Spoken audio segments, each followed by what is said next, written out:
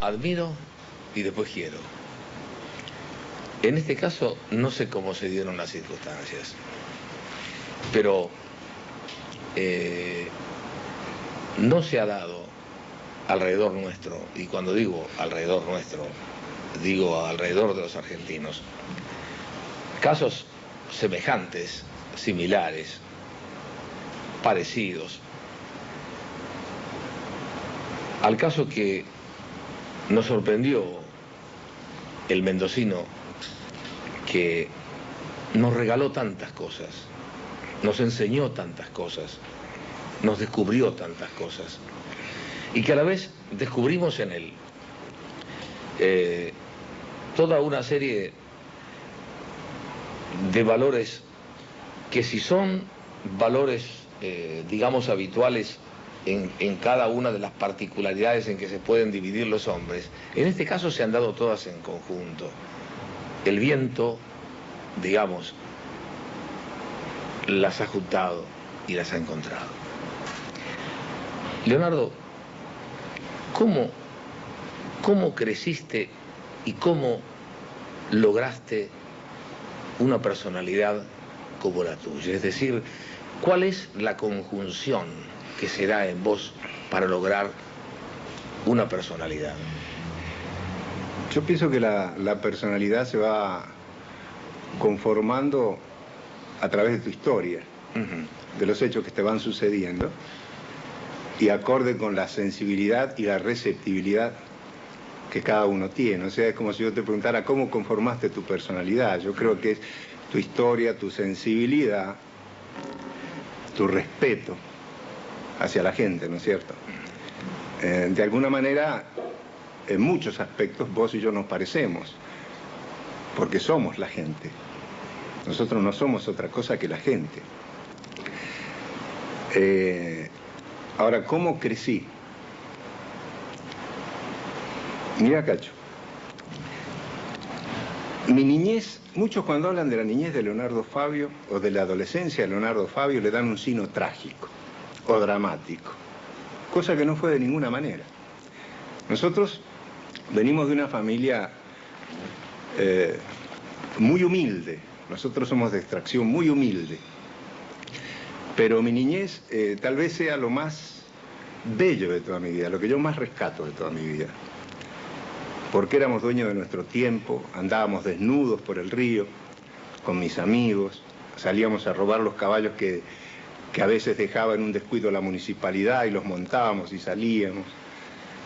Tengo recuerdos bellísimos. Y cuando en las noches a veces no viene el sueño y uno lo busca como un mendigo, ¿no es cierto? Sobre todo cuando uno anda de gira, que vos necesitas dormir. Tal vez para no recordar a tu compañera que está lejos, tu niño, no extrañarlo. Yo recurro, en primer lugar, al niño que fui. Y recordándolo, recordando mis caminatas por el río, recordando a mis abuelos, yo logro el sueño y lo logro lindo. ¿Quiénes fueron los bien. abuelos? ¿Quiénes fueron los abuelos? Mi abuelo fue un ser humano excepcional. Se llamaba Don Ibrahim, le decíamos Don Ibrahim. Era toda ternura. Tenía una ternura increíble. Y tal vez yo cometí el gran pecado de haberlo traído a Buenos Aires a morir en un absurdo departamento de Callao y Posadas, lleno de sondas y de suero, con lo que intentábamos transgredir la muerte, ¿no? Porque él tendría que haber muerto allá en Mendoza, donde departíamos, donde él, mientras muchas veces barría el patio de tierra, y yo le recitaba bocetos así de poemas que yo garabateaba, ¿no? Muchos robados a Neruda, ¿eh? Sí, es así. Me daba fe, me daba ánimo. Era un ser humano excepcional. Mi abuela era más...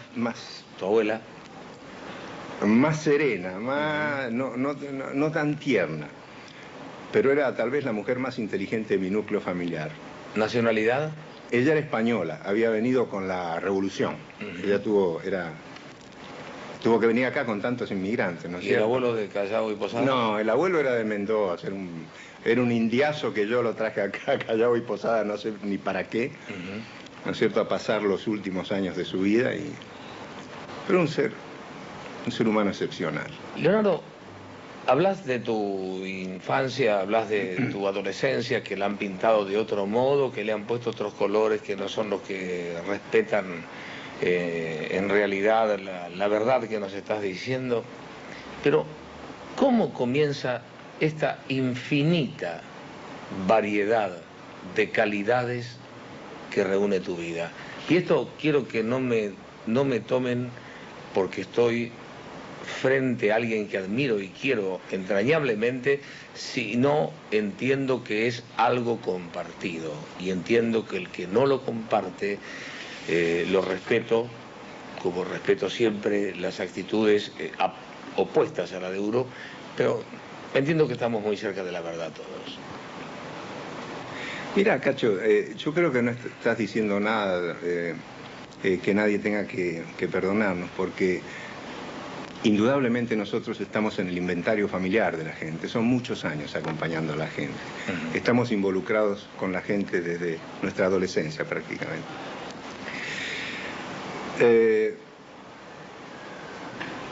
¿Cómo se forma todo esto? Y tal vez porque yo soy un hombre limitado. Limitado. Limitado, sí, limitado en cuanto a... yo no tengo ni siquiera... Yo llegué hasta segundo grado de la primaria. Entonces, mi niñez, cuando yo me escapaba de casa, porque yo sabía que había otros mundos, era andar abriéndole la guantera a los coches. Recuerdo que también había en esa época el Chevrolet 51 que uno le robaba el relojito y lo vendía, ¿no es cierto? Entonces, pero llegó un límite en que me dije, o esto cambia o esto termina mal, ¿no es cierto? Porque vienen los castigos, el patronato de menores, hasta que finalmente yo incluso llego hasta el pabellón primero de Villa Devoto, con los documentos de un primo mío, se llamaba Rodolfo Benar, ¿cierto? Que se llama Rodolfo Benar. Entonces, cuando me di cuenta de todas esas circunstancias que me iba apretando, y me di cuenta que algo tenía, una salida le tenía que buscar. Y mi madre, que era la imagen que yo tengo de mi madre, es en permanente derrota frente a mí. No había cómo rescatarme, ¿no es cierto? Y otra imagen que tengo de mí es la de un chico que corre, o sea, siempre escapando, ya sea del patronato de menores, de los camiones de la alcaidía, ese tipo de vida que si bien en un momento me subyugó por la aventura que implicaba, ya me comenzó a angustiar y a preocupar. Entonces mi madre me propone, ella decía que yo tenía sensibilidad de artista, que yo hiciese lo que hiciese en la vida no era otra cosa que un artista. Y comencé a probar con ella, yo me escondía detrás de una puerta, porque yo soy un hombre muy inseguro, muy tímido. Y le leía libretos que ella escribía, y que muchas veces mandaba a Radio El Mundo, y con lo cual a nosotros nos mantenía, mi madre escribía. Donde nos conocimos. Exacto, posteriormente venimos a Buenos Aires y ahí te conozco a vos. Y así comencé a trabajar en radioteatro, con mi madre. Luego nos vinimos a Buenos Aires, ella tenía una gran fe en mí. Elcira, mi tía Elcira, sí, una especie de palo santo que hay en la familia. Elcira Olivera Garcés. Elcira Olivera Garcés. Comienza a hacerme dar bolos en Radio El Mundo. Bolos son los personajes esos chiquititos que uno dice buenas tardes, muchas gracias. Bueno. Y ya con eso más o menos íbamos tirando. Después, por casualidad, un día va entrando Raúl Rossi, me ve y me dice, vos podés ser el protagonista de una obrita que estoy haciendo yo en televisión, todo el año es Navidad. Entonces me da un rol protagónico, de algo que yo conocía mucho, hacer un chico de la calle. Ahí, yo soy un hombre muy afortunado, Cacho, muy afortunado. Es una irreverencia pedirle más a Dios, porque vos fijate que yo llego a Buenos Aires, habré estado unos meses trabajando en Radio El Mundo, me conoce Raúl Rossi, me da el protagónico de esa obrita, que era bella por otra parte, que escribía Abel Santa Cruz, Me ve por televisión Salvador Salías, un representante de artistas muy querido y muy respetado. Queridísimo y respetado. Me cita y me presenta a Leopoldo Torre Nilsson, que es el hombre que a mí me forma, que es mi padre, que es mi hermano, que es el ser humano que yo más he amado en mi vida. ¿No es cierto? Ahí me conoce Leopoldo Torre Nilsson y me hace ser el protagonista del Secuestrador.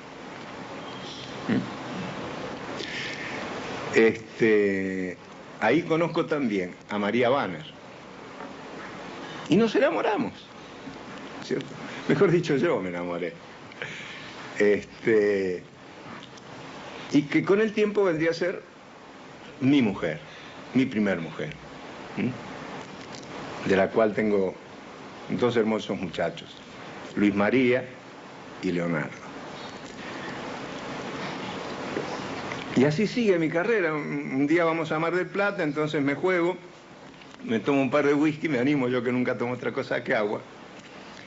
Y le dije que me gustaba, esas cosas que no suele decir. Y me da bola. Llegamos a Buenos Aires y empezamos a vivir juntos.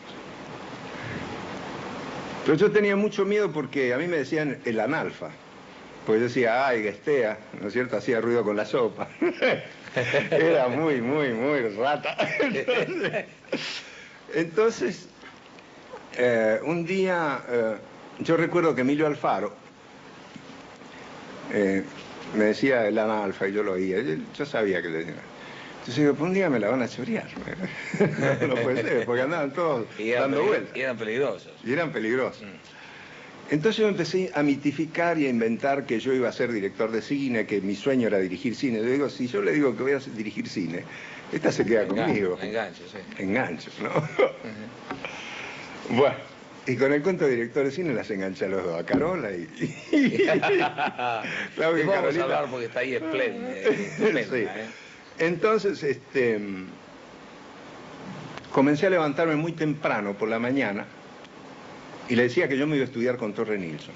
En las mañanas a estudiar montaje. Yo me levantaba como a las 7 de la mañana, así, que me iba al laboratorio. Y no, yo me iba a un bar por ahí, me ponía a leer el diario y cuando se hacían más o menos las 12 volvía a la pensión donde vivíamos. Hasta que un día yo vivía temblando de que se encontraba con Torre Nilsson. Entonces, le conté a Torre Nilsson, le digo, mirá, si te llegas a encontrar con... Miren, porque en esa época el libro lo tuteaba.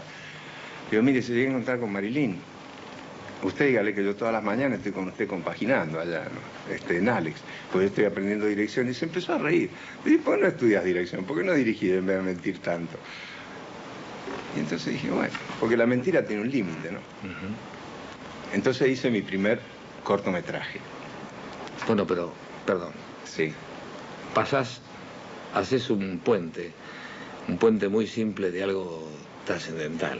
Una cosa es que te lo digan, otra cosa es que lo intenten, que lo piensen, y otra cosa es realizarlo.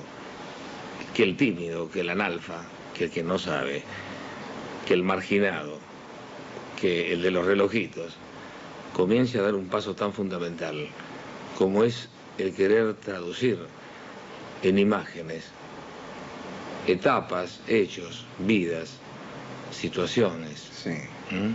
Climas. Yo lo que pienso es que eso siempre estuvo dentro mío. Yo lo que pienso es que un director cinematográfico se puede hacer, pero un creador cinematográfico creo que nace. Creo que las imágenes siempre estuvieron inmersas en mí. Por eso que te dije al comienzo, nosotros somos la gente. O sea, para mí la gente, cuando yo la veo transitar por la vida con su pequeñez, con su grandeza, con su heroicidad o su cobardía, no me produce otra cosa que una profunda ternura. Porque sé que de alguna manera todos estamos cumpliendo un rol. ¿No es cierto? Pienso que de alguna manera Dios desde todo lugar nos está viendo con una inmensa ternura, porque no puede tener rencor ni siquiera con el homicida. Porque, por lo menos, ese es mi sentimiento, ¿no es cierto? Yo he aprendido a amar entrañablemente a la gente. Porque, vuelvo y te repito, en mi familia se dieron todos los factores que hacen a una sociedad, como en todo núcleo familiar. la profunda ternura, el gran amor, la pequeña traición, los celos.